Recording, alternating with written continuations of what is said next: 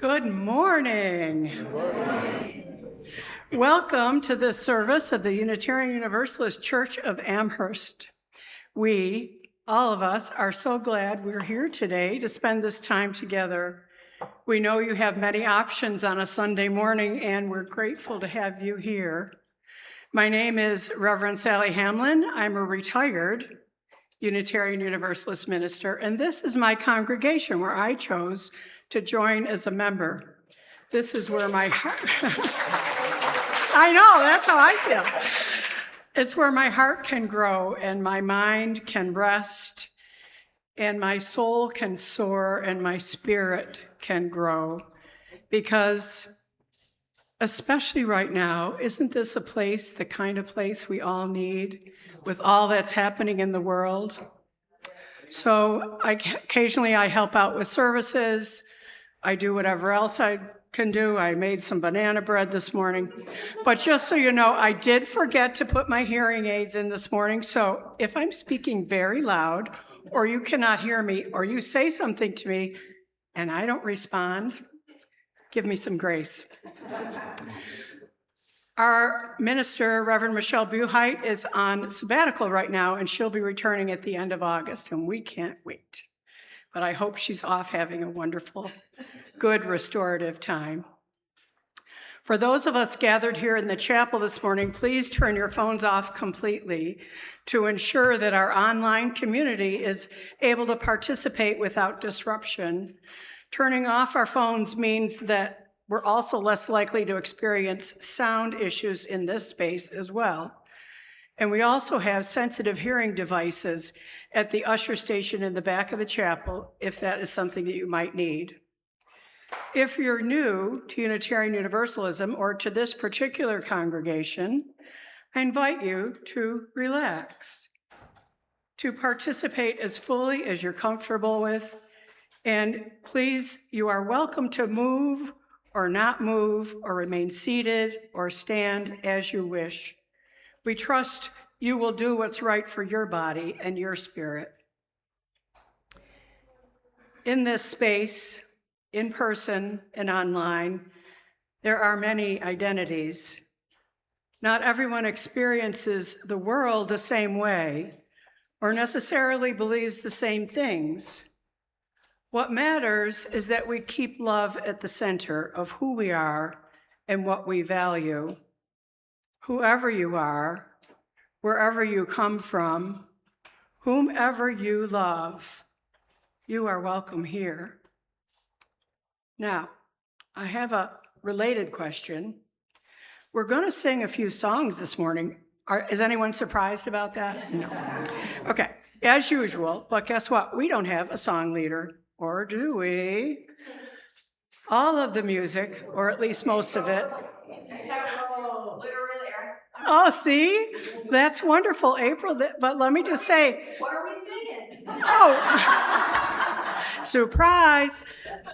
Most of the music we'll be singing this morning is familiar to you, many of you.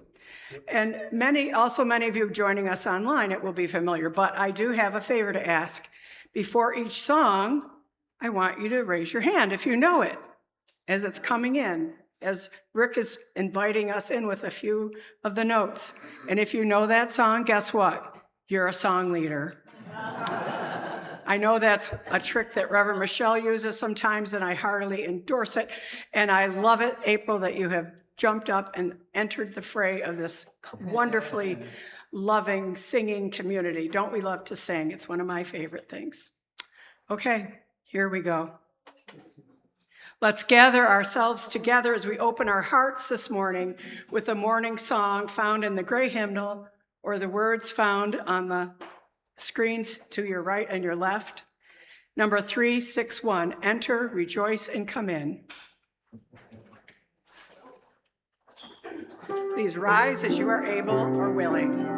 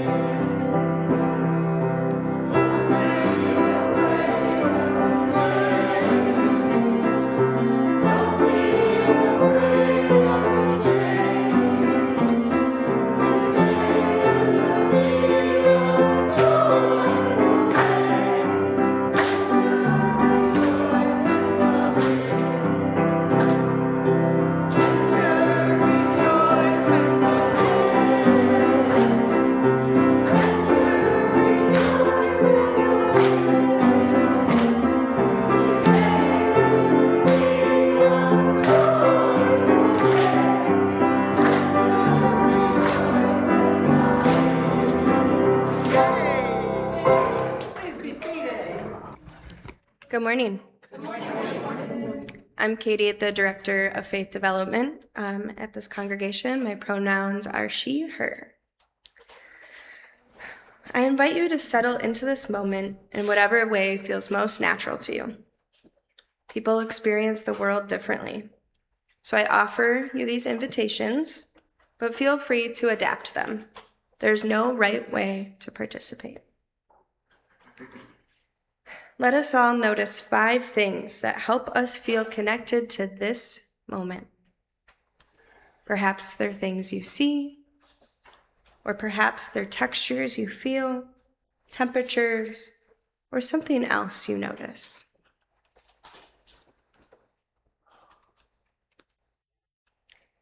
Now let us take a moment to notice 4 sensations in our body or around us.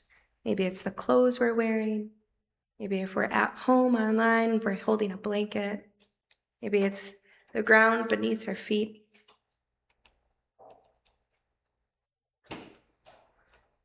Let us notice 3 things drawing your attention.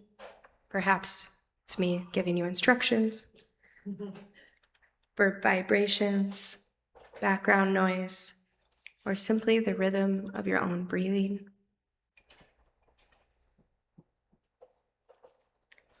Notice 2 things that bring you gratitude in this moment and in this morning.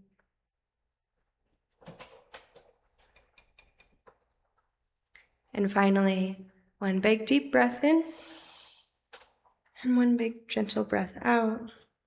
And let us notice a reminder to ourselves that we are here and that we are here together. Each week, when we gather, we begin with a land acknowledgement. In this rite, we honor our connection to the earth and offer our gratitude to the only planet in the whole universe that can create and sustain us. We pour this libation to symbolize our commitment to care for this precious home for our spirits, to speak and act on behalf of the earth, and to seek to partner with those who are indigenous to this place, that we and our descendants, 7 generations to come, may also bless and be blessed. It is also our custom when we gather to light a chalice. The chalice is a cup or a vessel that symbolizes this gathered community, and it's a symbol of our Unitarian Universalist faith.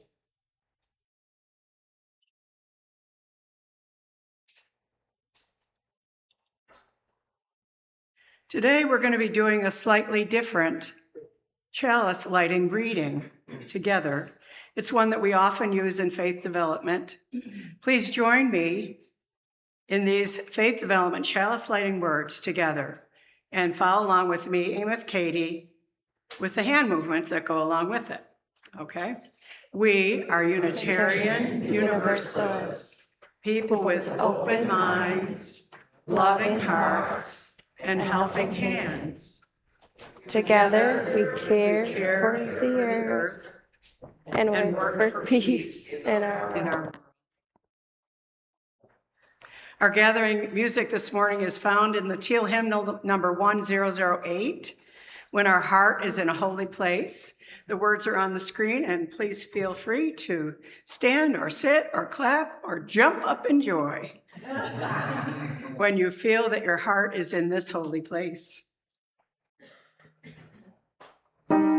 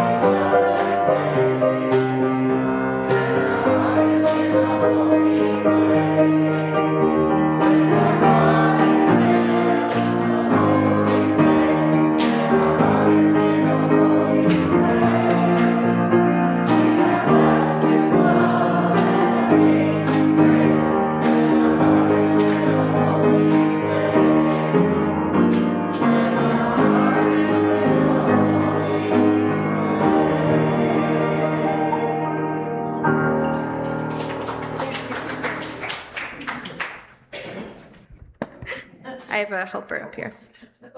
I forgot I talked in this part. Have you ever heard of the yellow car theory? No? I'll tell you what it is. The idea is simple. Once someone tells you to look for yellow cars, you suddenly start seeing them everywhere. It's not because there are more yellow cars, it's because our attention has changed to tune into them. For example, Quinn has a pink car, and I feel like you might see a pink car on your way home today or wherever you're going next.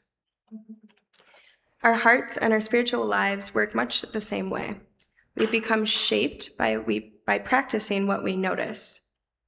Today, we gather to strengthen that quiet practice, not to look away from pain and injustice, but to notice with equal intention the beauty, love, generosity, hope that we are always moving with among us. May that noticing help us shape the people we become. For the folks in person today, during the first part of the service before the children leave and teens, you may have been handed or will be handed a colored car. Quinn, can I show everyone your car? Like that. Oh, yeah. Hold on to it for later. If you're handed multiple of them, if you're on the ends of the aisle, please pass them to somebody who may not have a car. Okay, so right now, you will be receiving a colored drawing of a car. And hopefully there's enough for everyone to go around. But if not, imagine that you've colored a car with your own imaginary coloring crayons in your hand of colors you may not have ever seen before, or the color of your actual car if you own one. Did anyone notice what color cars you've received? We're still handing them out.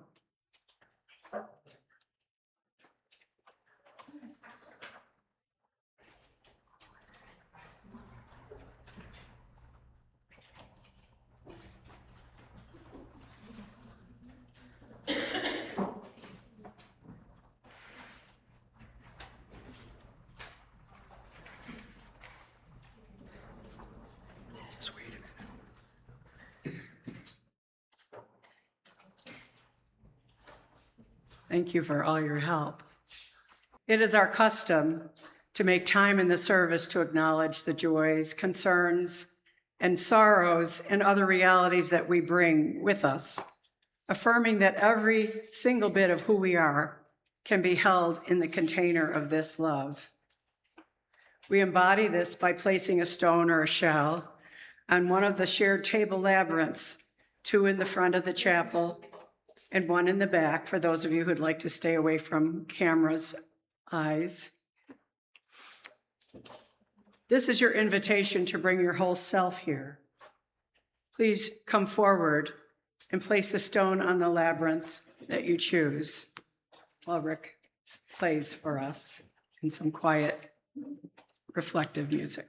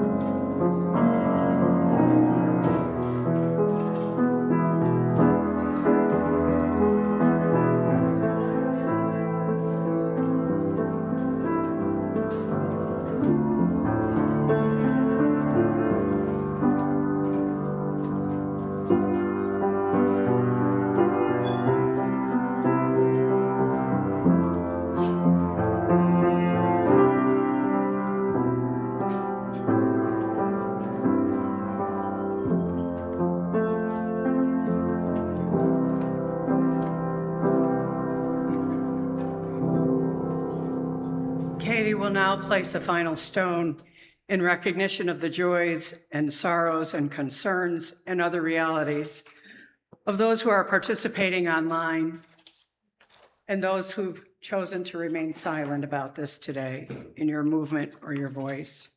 You are all embraced by this community. We're going to sing hymn number 123, Spirit of Life. And the first time we're going to just sing quietly with our voices turned towards ourselves. And the second time I'm going to ask you to open up and add some movements to the song to help us embody the words in the moment of now and noticing what these words are bringing to our spirit, our bodies, what it is we need in this very moment. So thank you. The words are on the screens.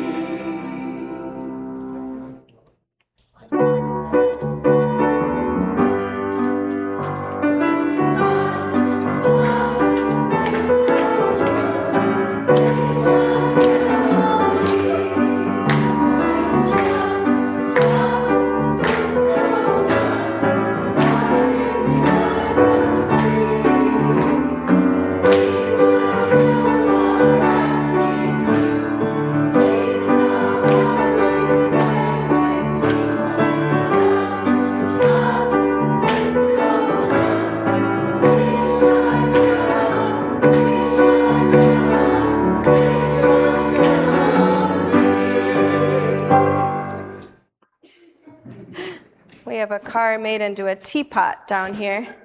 Very creative. Good job. Did you pass all the things out?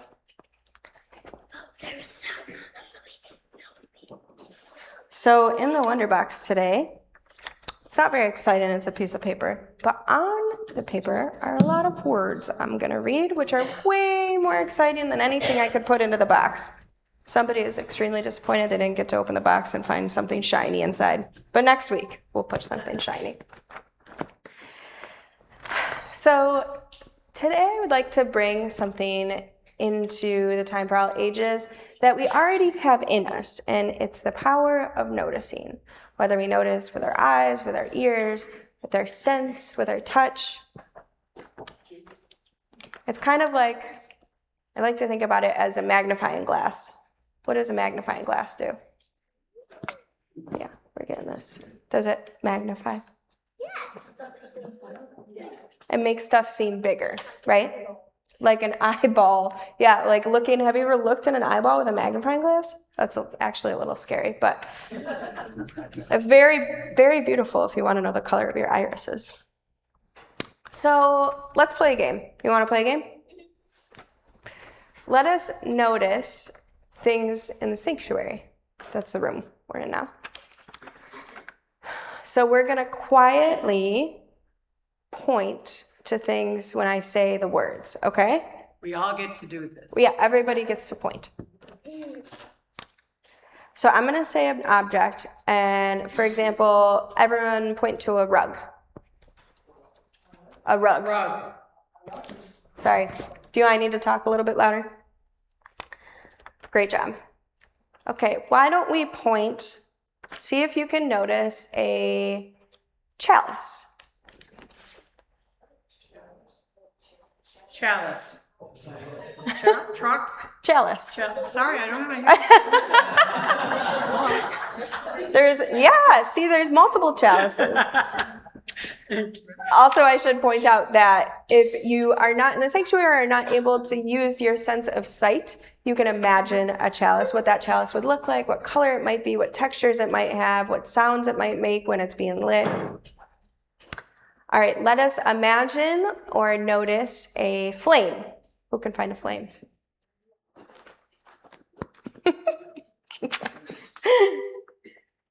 Let us notice a labyrinth. Yep. How about a plant?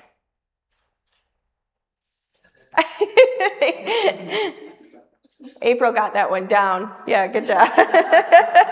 Outside. There are plants everywhere. That one was a tricky one because there's an atrium with all the plants in it, but you can't see it from here very well. I have a nice view, but it'd be harder down there. Let us point to a friend.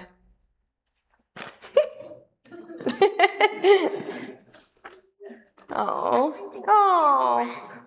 two friends. Oh my gosh, I wish I had. I have all the fingers. What if we just point at everybody? Let's go like this. Everybody's our friends. We had a brother hug up here, by the way. I don't see that every day. Yeah, let's collectively. Aww. And finally, let us point to. What? That's a good idea, Sam. What'd you say? Did you say love? Yes. Yeah, let us point to love. That's a great suggestion. Yeah. And all answers can be different, and that's the most beautiful part about it. Sometimes when we slow down and we take a minute to notice, or notice a little bit more carefully, like that magnifying glass, we can discover beauty, kindness. Yes, Jackson? This is a love of the church. Is that what you said? No, another thing to point out for love. Oh, another thing to point out for love is the church. That's nice. Do you mean the building or the community or both or just the vibes? Everything. The whole ether of UU Amherst. I love that answer. I did not pay him before this. Promise. It's all right here. So we get to wonder and explore what's kind of been there all along.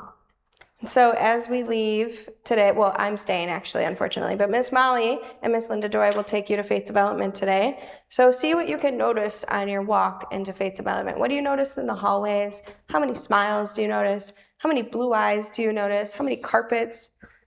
How many bulletins on the bulletin boards? Don't stop and count. There's a lot. See what we can notice today, okay? You have blue eyes. Perfect. We already noticed something. Oh my gosh, 2 blue eyes up here. All right, friends, let's sing our kids out to Faith Development.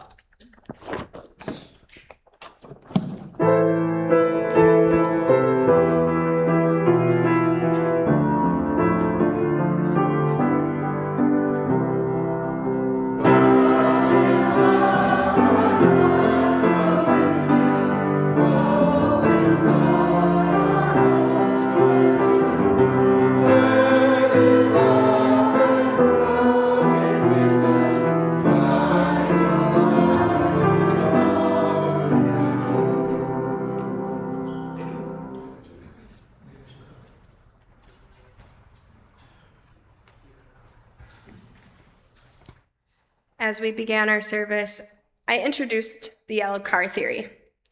The idea that once we're told to look for yellow cars, we suddenly start seeing them everywhere. Not because we manifest more yellow cars, but because our attention has shifted ever so slightly. So I'm curious if you were handed a yellow card today. Who had a yellow card? Oh, wow. I also did not pay the kids to color yellow cars. That was their own choice. I think, yeah. I got it. Yep, Reverend Sally got a yellow card too. Ooh. Who was handed a green car? Anybody? Oh, wow. Just a few greens. How about a multicolored car, knowing our kids? All right. A little less than I expected, but I like it. A white car? Anybody? Oh, one white car. And for folks online, imagine what kind of car you were imagining, or maybe you colored your own. And then who didn't receive a car? So everyone online, raise your hand. Who in the sanctuary didn't receive a car? Just a couple people. Oh, Rick. That made me so sad. Thanks, everybody. Did anyone notice what color cars other people were receiving? Was that something you were paying attention to? Just kind of like peeking? Like, oh, they got the all of the colors. Like, mine's just green. It's funny how we do that as humans. Some of us probably noticed immediately. Some of us maybe didn't even think about that we were noticing. Others may not have paid attention at all. They're just like, oh my gosh, Quinn did such a really good job at coloring this yellow car. It's almost all inside the lines. It's like a gradient. I wish you could see it up close. Neither is right or wrong. It's all a spectrum. And it reminds us that our attention is always making choices, often without us even realizing it. Our brains are designed to constantly decide what deserves our attention. Sometimes that helps keep us safe and survival. But sometimes, especially when life feels heavy, our attention can become focused on what's frightening, frustrating, or uncertain, that we start to miss the kindness, beauty, and hope that are still present around us. The goal isn't to ignore what is hard. It is to notice more fully, more completely, to widen our field of vision, even if things are opposing. In a moment, you'll be invited to come to the microphone. Don't panic. Or if you're online, type in the chat and complete a Mad Lib. Does anyone remember Mad Libs? Raise your hand. Let's see who I'm working with here. Okay, great. It's basically a fill-in-the-blank sentence that creates a story. There are no right and wrong answers because we all notice differently. But this morning, we invite you to share something that nourishes you or that helps you see the world with a little bit more hope, curiosity, or compassion. Noticing helps our brains and our bodies and our hearts understand what we're experiencing. And when we share what we notice with one another, we often discover new ways of seeing the world. Here is the fill in the blank. When I see a blank, you'll notice that I wrote flame twice, but pretend flame says love, okay? They're interchangeable for this exercise. When I see a blank, chalice, flame, labyrinth, plant, friend, love, you get to pick one. I think of blank. That makes me feel blank. So let's practice noticing together. If you would like to speak, but you need me to come to you, just raise your hand in your seat. Otherwise, I'll invite everybody up to come as you please. It's kind of like the labyrinth. There's no line, there's no order. Rick, could you maybe give us some nice thinking music for us internal processors for about 30 seconds before we open the invite to come up?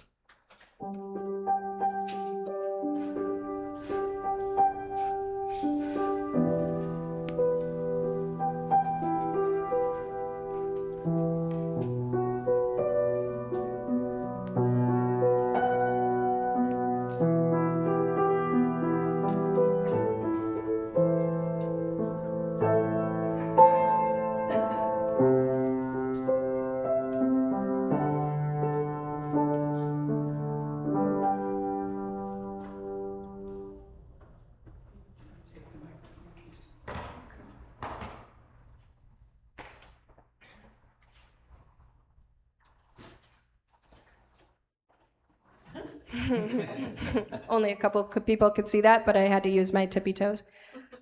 Okay, I will open the invite for whoever wants to come up. Again, if you want to stay seated, just raise your hand. And for folks online, please type it into the chat, and we will voice it up in the tech loft. I'll start. I was thinking of this the other day before Katie and I even talked about doing this, but when I pull in the driveway here and I go past the garden and I see all the plants that are growing there, I think of so many things, but I think about all the people who don't have enough food. And I think about what that planting of that garden says to the wider community and what it does to my soul when I see everything growing. I feel heartened. I feel more alive and more connected to the world and to each of you who have such hope that we, in the world and in one another, that we are still finding ways to start over and grow and change and help.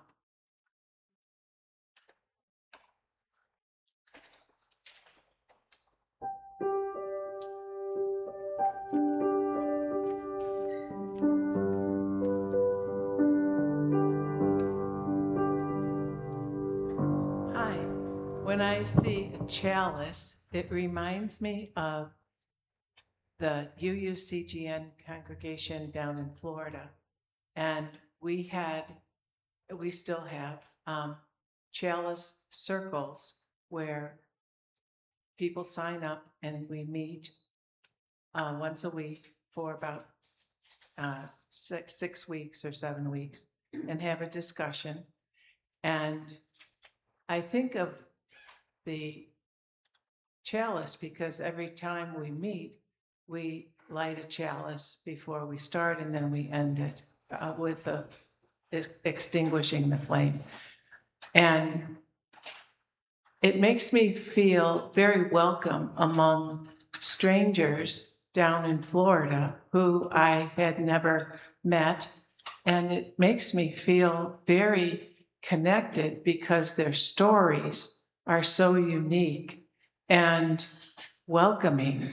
And so I just really feel welcomed within the small group Chalice Circle. Thank you.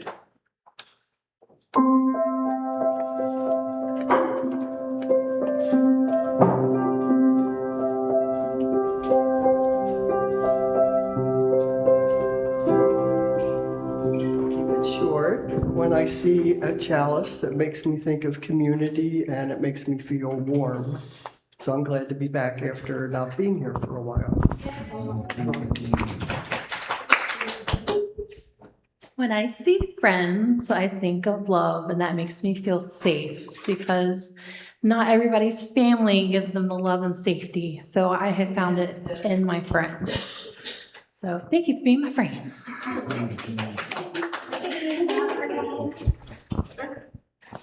Good morning, folks. Okay, I'm almost on my tippy toes here too. So when I see plants, I think of community. And the reason for that is simple, because my plants come from friends. I've got Dave's garlic in the garden. I've got Donna's wandering dude over my sink in the kitchen. I've got Tiffany's blackberry bushes in my backyard. And that makes me feel loved.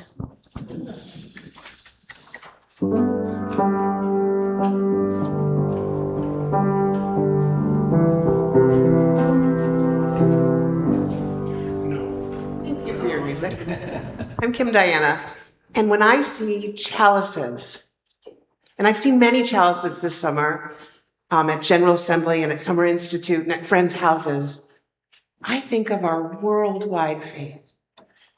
I think of the lessons that it gives our youngest and the community that gives so many of us. Right. And that gives me hope for our whole entire world, including our country. Hi. So when I see a flame, for me, I see duality. where at one point it could kind of hurt you, but also could provide for you. And I feel like where people have differences, they still come together as one in unity. So we are kind of the united flame.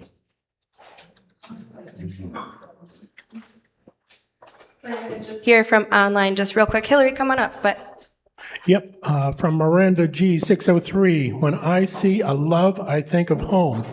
That makes me feel safe. Also, 424242 says, when I see a plant, I think of caring. It makes me feel calm.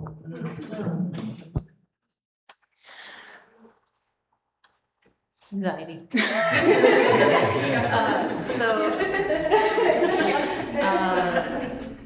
When I see plants, I think of everything it took for that to be there. Every little part that had to change along the way for the plant to be exactly how it is right now. And then I think about how I got here and every part that had to be just right to be here. And everything I've had to deal with and go through and grow from and take and become a better person. And I love that I can be here and feel that and feel safe to be that.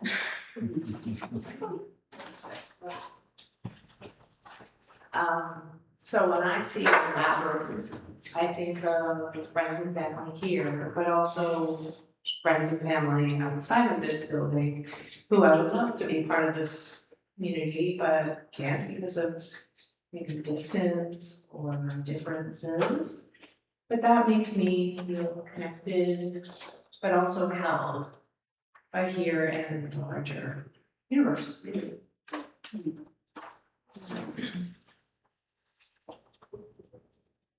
When I see a flame, I think of power, and that makes me feel agency, responsibility, free.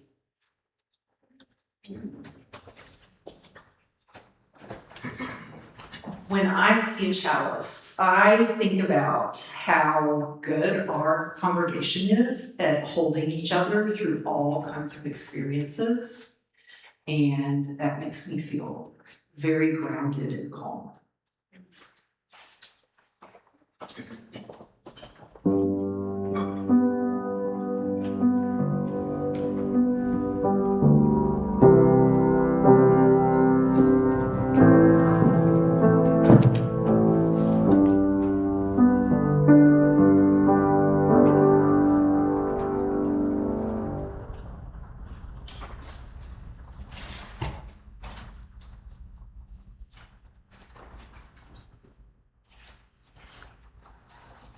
When I'm feeling overwhelmed with the state of the world or despondent after hearing the news, or consider the sad state of our glorious planet home, I remember what Mr. Rogers' mother said to him when he noticed scary things in the news and didn't know what to do.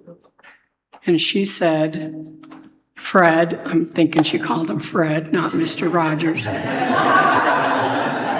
Fred, look for the helpers. You will always find people who are helping. And the helpers are the ones that can give you hope that it's not just your job to fix the world. Now, I'm paraphrasing a little bit at the end. So when I see the catastrophic, devastating earthquake damage in Venezuela, or hear of the loss of another of our sacred kin that resulted from climate change, a species never to be seen or heard from again, if I can remember to take a moment to look for the helpers, I can feel the space change around me to open up to hope. And this also reminds me that I'm not alone in this journey. It is an impossible task if I think that the changes I seek rely only upon just me. I can do my part. and I need to do my part. But when I realize that this is not a solitary journey, that I am surrounded by helpers, many of whom are sitting right in this room, healing change can begin. This noticing thing that we've been talking about for 40 minutes now sounds simple, doesn't it? Stop for a minute, breathe, notice, carry on. But I'd like you to consider deepening your practice of noticing and take it to another level. To me, the kind of noticing I'm talking about today is almost acknowledging like a sixth sense, in addition to the ones that Katie talked about today. Sort of like that movie, well, not really like that movie. Like, I'm not asking, do I see dead people? But maybe, I don't know. Maybe a little bit like that. But rather, more like developing that practice of intuitive knowing. Any of you recognize that in yourself? Sometimes you know something without reading it or knowing or reading a book about it, but you know something inside that is a truth for you. It begins with a curiosity that comes from an openness that may lead to new information about that which we wonder, perhaps just noticed for the very first time. This morning I watched, as Katie was doing the Wonder Box, a bird came and sat right on that windowsill and was watching. Anybody else see it? I was so pleased. I really could go on and on about this topic, and perhaps some Sunday I will. But for now, for today, and for this moment, just notice. Notice what's different about how you're feeling right now. Is it different from how you felt when you first walked in this morning? Close your eyes for a second and check in. See what it is you're feeling. What are you noticing? What are you hearing? What's in your body that's alive that you're feeling right now?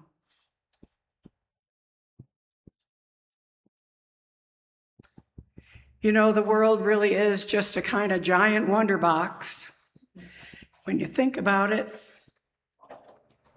And it's all just waiting for you, for all of us to open it up and see what's inside. Find our own magnifying glasses.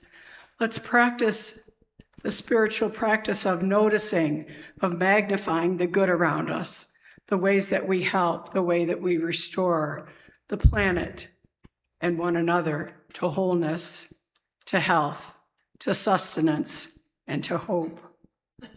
All of this awaits your noticing. Imagine what you'll find inside this wonder box. Okay, we're going to sing again.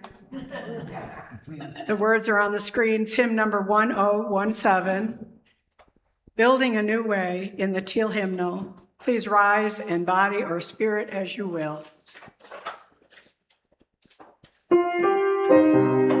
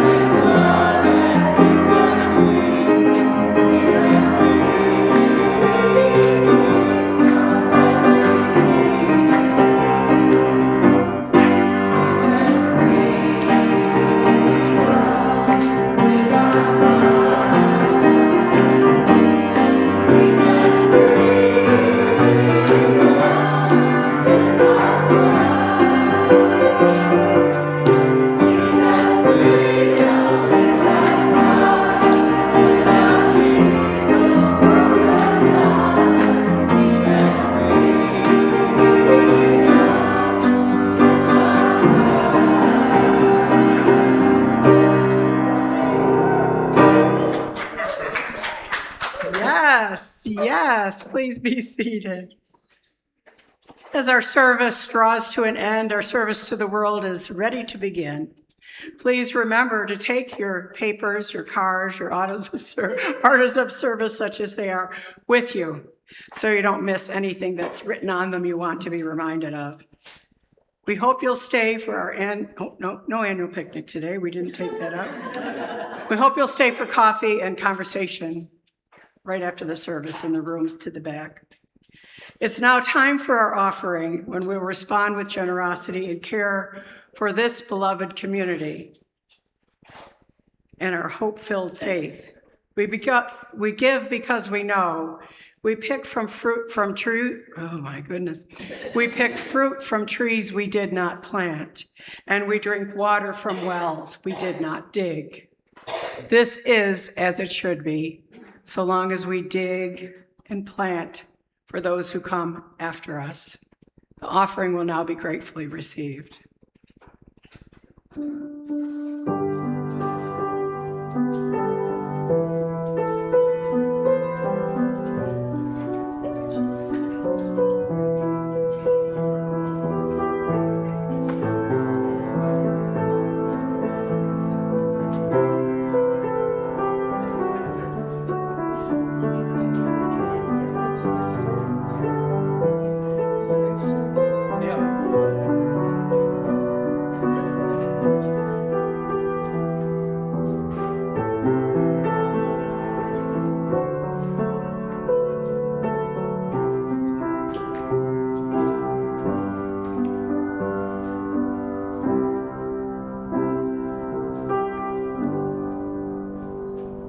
We give thanks for the gifts of your pockets, of your heart, your minds, and your hands.